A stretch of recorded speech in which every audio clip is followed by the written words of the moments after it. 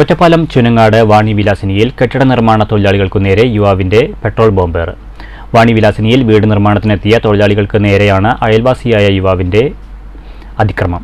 പ്രതി നീരജിനെ കണ്ടെത്താൻ അന്വേഷണം ആരംഭിച്ചതായി ഒറ്റപ്പാലം പോലീസ് അറിയിച്ചു.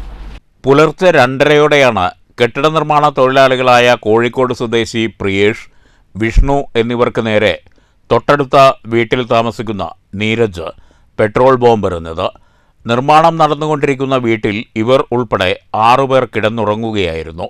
വലിയ ശബ്ദം കേട്ട് ഓടിക്കൂടിയ വീട്ടുകാരും നാട്ടുകാരും ചേർന്നാണ് ഇരുവരെയും ആശുപത്രിയിൽ എത്തിച്ചത്. രാവിലെ കിടന്നുറങ്ങായിരുന്നു. എന്നപ്പോൾ പെട്ടെന്നൊരു ശബ്ദം കേട്ട് നീച്ചാൽ ഫുള്ള് തീയ ചാടിക്കിടന്നതാണ് പുറത്തേക്ക്. പിന്നെ ആളെ കൂട്ടത്തിലുള്ള 2-3 പേർക്ക് വളരെ ഫുള്ള് തീയായിരുന്നു. പരിക്കേറ്റ ഒരാളുടെ നില ഗുരുതരമാണ്. പ്രതി നീരജിനായുള്ള അന്വേഷണം പോലീസ് ഊർജിതമാക്കിയിട്ടുണ്ട്. ആക്രമണത്തിലേക്ക് നയിച്ച സാഹചര്യം വ്യക്തമല്ല. News bureau, Ottapalam.